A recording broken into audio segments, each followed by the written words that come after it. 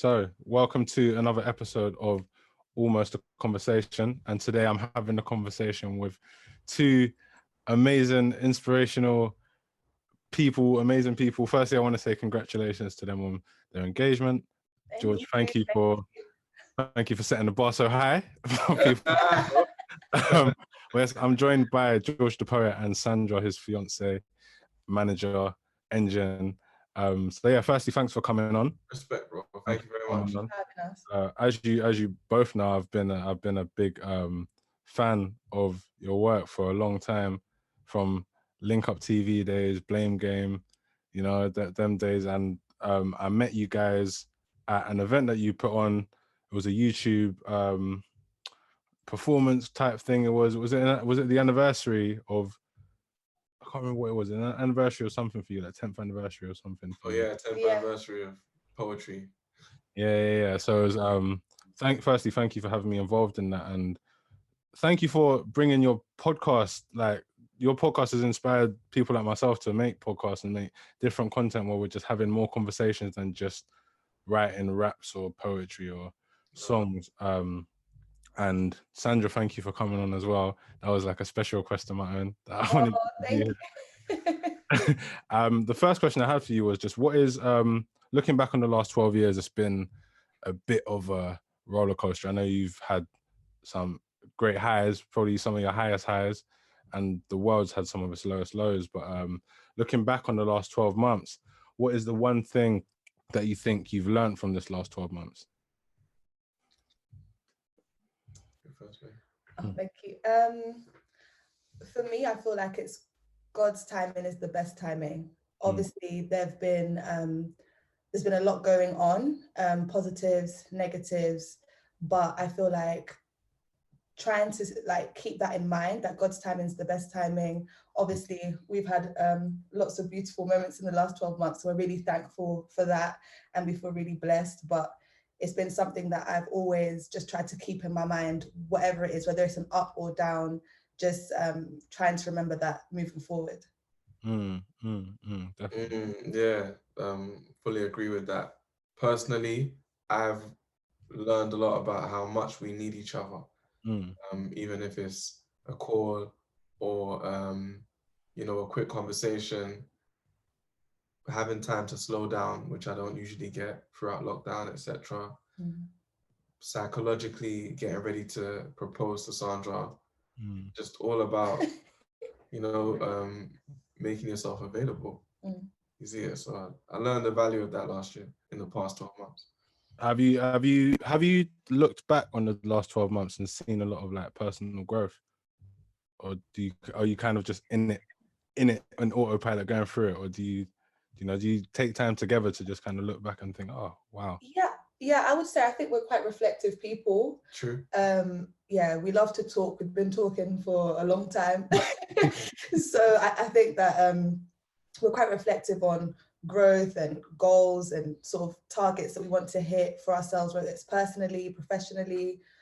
So I think that that's something that we do look at. And because we, I think, communicate so much, we've got like a lot of conversations to reflect on and like milestones. Or sometimes even like last night, Sandra made a banging dinner as ever. And it's like so normal. It's such a normal part of our pattern now, where I think before we was in a relationship, we weren't like obviously cooking for each other. Like I hadn't seen that side of her, but it's like, again, it's been really the past year.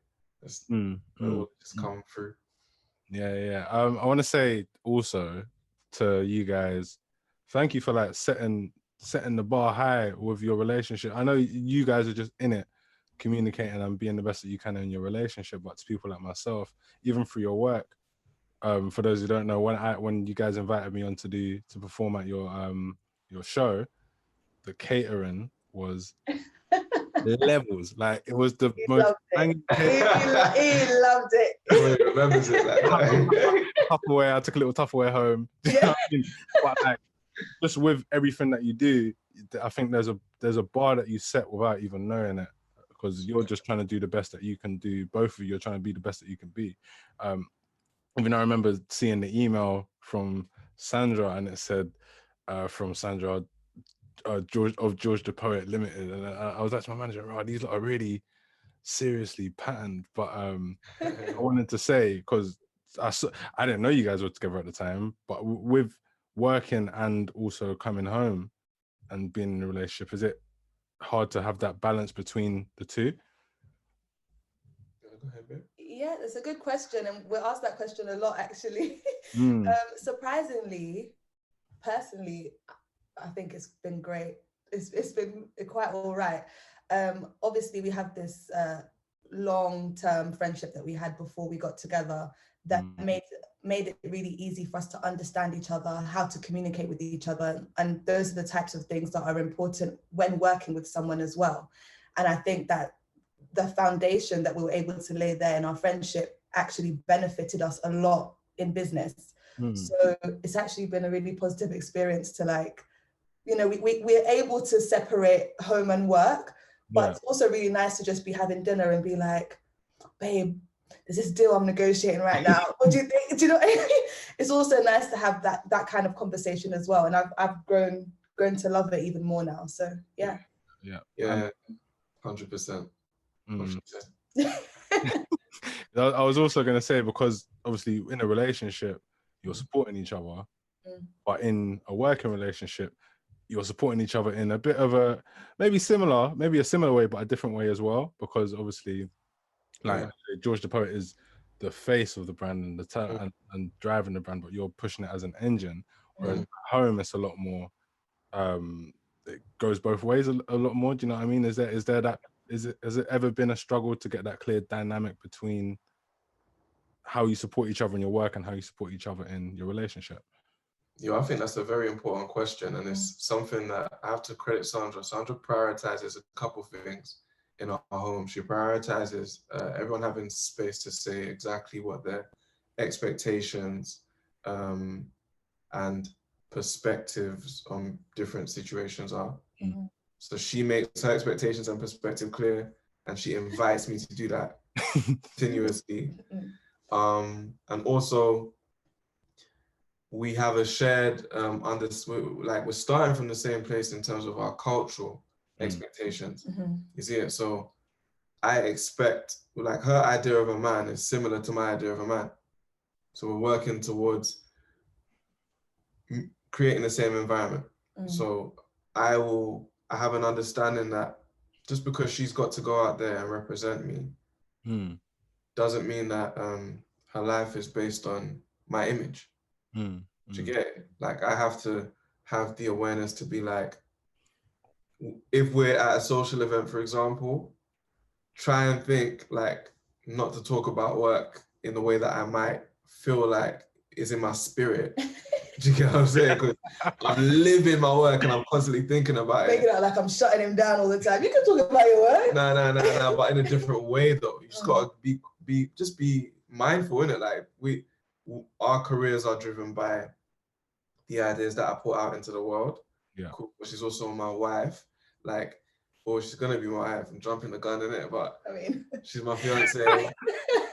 So where she's my fiance, like, make her feel like she's not just the partner of George the Poet, and that is always in front of us. Do you get what I'm saying? No, of course. I think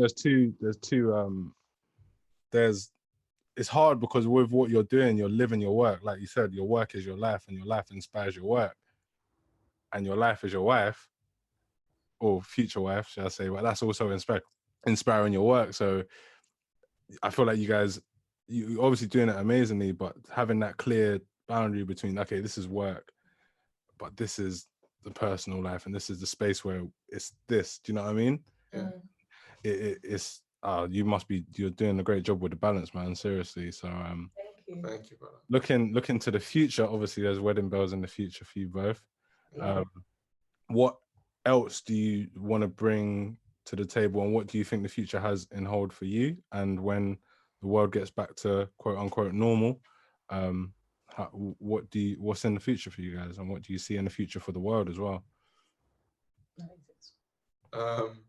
We hope to like, we've been a couple for like a year. So we hope Hold on. What? Swear down. Yeah. Yeah. Oh, swear. Okay. Yeah. You need to set the bar high. But it's a cheat because obviously 12 years best friends. Mm. So we're not like, we didn't just come up with the idea that we could support each other for life. We gradually built our way to realizing that, innit? Yeah. But we want to build. We want to do that. We want to be. We want to build a home. You know, eventually a family. You know what I'm saying? So that's what we see personally for us, and we're just welcoming all the lessons and unexpected, you know, turns that journey might take. And yeah, I guess more broadly, you see what we're doing right now. Sandra being able to hit Jords up last year for a show that I'm doing. Jords having us on his podcast where we're actually rocking the jewelry, his other hustle, and it's like we're being creative and we're living our best lives because of it. That's the future that I see for us anyway. Do you get me? For our people, that's what we 100% need to promote, and that's what we need to like ensure that we're doing. We got all bases covered. So the relationships are getting stronger, the money's getting longer, and there's so much to conquer. I think it's very important you say that, because I remember when we met, you and I had a long conversation about just, it's all good speaking about it, but now's the time to start doing it and actually stop speaking about building and start building. Do you know what I mean? Yeah. So even like with the change, like with everything that you're doing, like you being George the Poet Limited as a company, for example, and everything that you have, there's some form of ownership in it for you. That's right. How important do you think showing people how to build is in the future? It's everything. You know what I'm saying? Our favorite people, our favorite icons, they showed us how to build different things, whether that was a brand or a relationship or a tune. Do you get what I'm saying? So just bear in mind that there's people that's coming after us that are gonna try and figure out how to get what we got, and they're gonna be able to revisit everything we recorded, this interview, your music, my music, our show that we put together, and they're just gonna build off the back of that. 100%, man. 100%. I think, yeah, bro. Like I think a lot of what you did showed me the blueprint, and especially when we met, it showed me the blueprint. And then when I was driving home and I was listening to your podcast. Season 3 is coming soon. Shameless plug. Shameless plug. But I remember listening to your podcast, and I thought it's so great that the people that are inspiring me and making me want to better myself are they look like me, for example. They look like me to start with. They sound like me. They talk about the same experiences that I've been through. That's what drew me to your work before, because the poetry that you were talking about was about the ends. And I was like, raw, the way this man's painting a picture of what I know. Yeah. The way that he's painting it is beautiful, and there's a beauty in the things that are around. But moving forward, what kind of conversations do you think we should be having moving forward with each other and with people that are coming after us? Yeah. Firstly, thank you, man. Thank you for listening and supporting and just always being, you know, no ego in how you let me know what role that I played in your creative development. Appreciate it. It means a lot. You get me? Because that's what I do it for. So to answer your question, we gotta be having conversations about passing on skills. That's what we should talk to the youth them about. You know what I'm saying? Just talk to them about how to make what interests you in your mind when it's quiet. You know what I mean? When you're on your own, what's that thing that you like to do? She always liked to organize things from young. Thinking about that. Is it? Yeah, no, it's really good. I completely hear where you're coming from, and I feel like getting young people especially to recognize what they feel that they're good at and how you can maximize on that, how that can help you, whether that's professionally or creatively. That's definitely how I feel like we ended up working together quite well. Yeah, I love organizing. It all started off with birthday parties, and then it was like events, and now it's George's shows. So yeah, and that was just me figuring out what a skill that I had, what I thought I was good at, and how I can actually maximize on that. I think it's about something that I've said from a long time ago. It's about turning your habits into science. I think even the fact that you naturally started as birthday parties, probably organizing the catering for the birthday parties. You know what I mean? So turning your habits. Sorry, just quickly, Lady Anne Cuisine. She's great. The best. Write it down, Lady Anne Cuisine. I keep forgetting. I need... He's gonna follow her. Everyone follow her, man. Big up Jords. Yeah. Oh yeah, Jords. Jords is a plug. Yeah. I'm the plug. I took about 4 Tupperwares.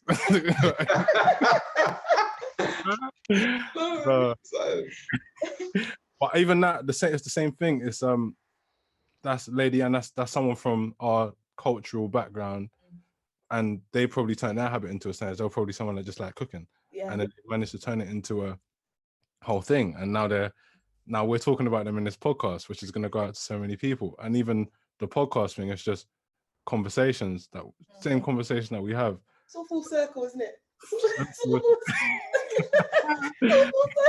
Yeah, because there's so much value in what we share between each other, and we are in a better position than our parents were to just capture that value.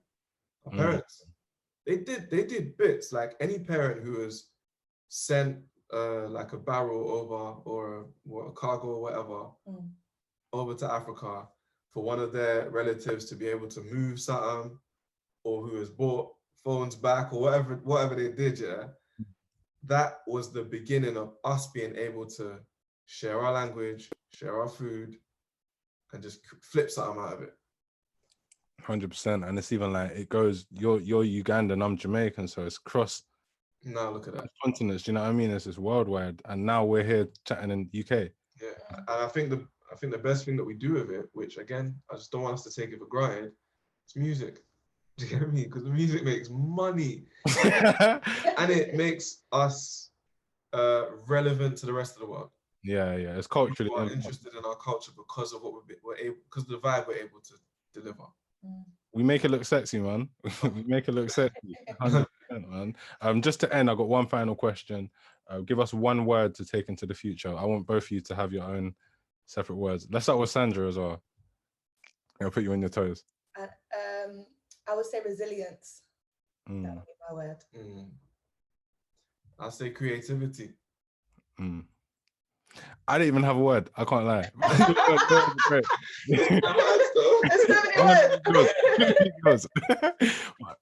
I'm going to wrap it up there, but thank you guys so much for coming down. Congratulations again. Thank you. Jords the Poet podcast season 3 is coming soon. Both wearing their black gold chains. Looking great. All of that. Appreciate you both. Thank you. Love. Take care.